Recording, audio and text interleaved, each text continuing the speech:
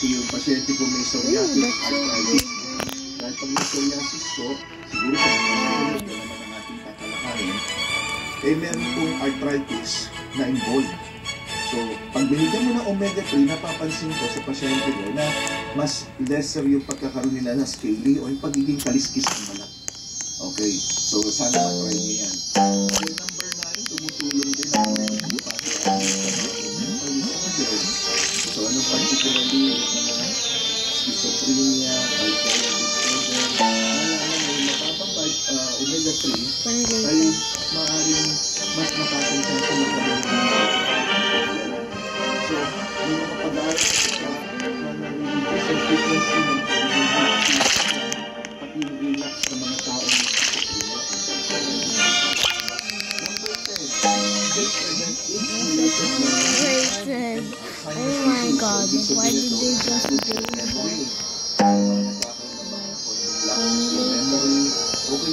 I just only gave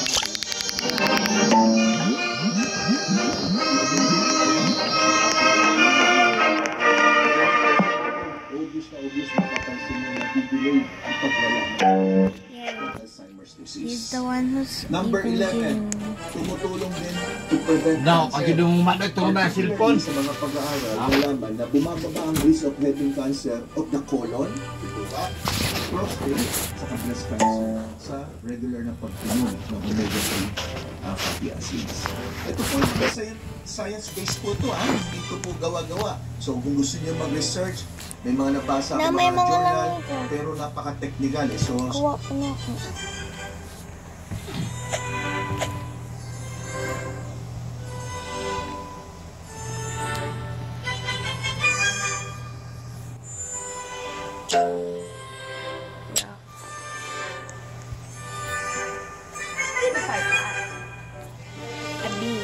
You're out of luck.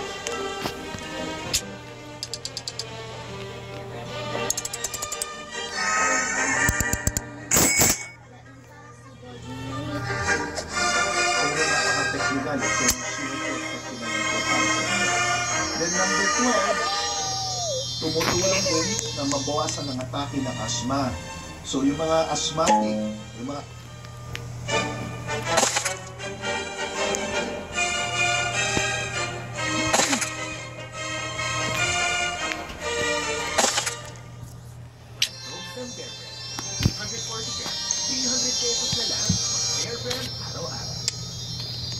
Identified that. You're out of luck.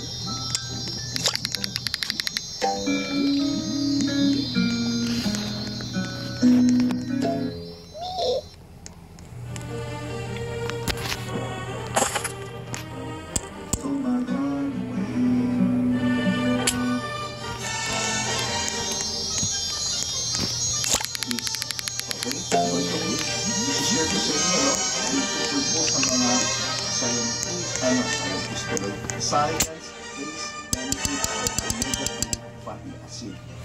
So, ito pong omega-3 fatty acid po, no? Ito sa ating buong katawan at sa brain. Magugulat po kayo dahil tatalakayin ko po sa inyo yung lahat ng health benefits ng omega-3. At before we start, gusto ko muna paliwanag sa inyo na meron pong tatlong principal omega-3 fatty acid. Yan yung tawag na ALA, EPA, saka DHA. EPA, hindi EPA. So, alpha-linoleic acid, kadalasan yan yung mga sa halaman. This is my new account. Isang magandang halimbawa. Yeah, because I got yan. I know, I just logged out.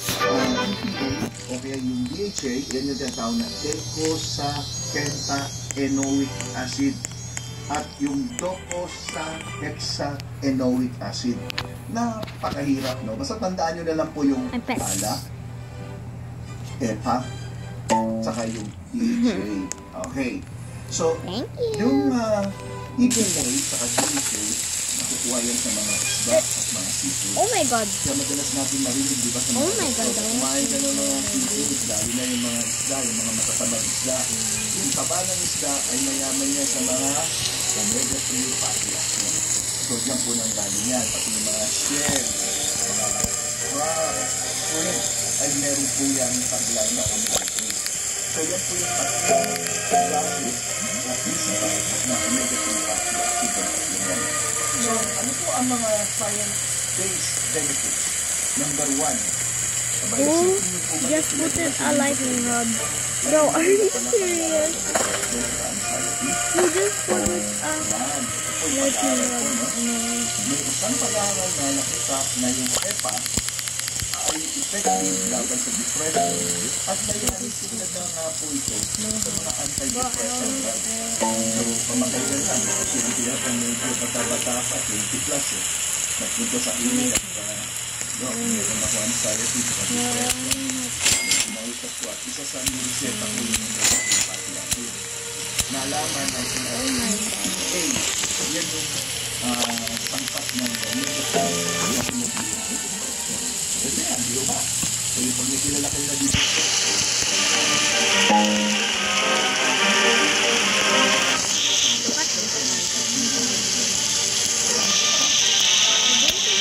That I didn't even buy a lightning rod. I did so good. So good po ito sa Yeah, natin. then Yung DHT naman, so I have so many recommendations.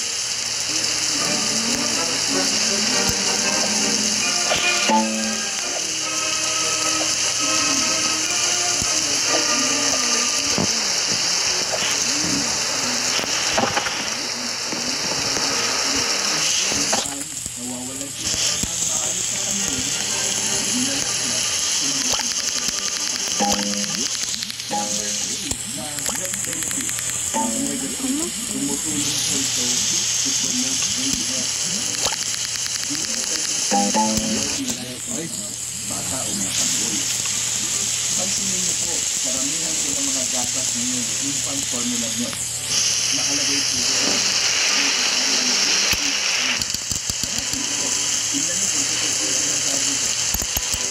Yung DHA ay nakakatulong for brain development ng bata.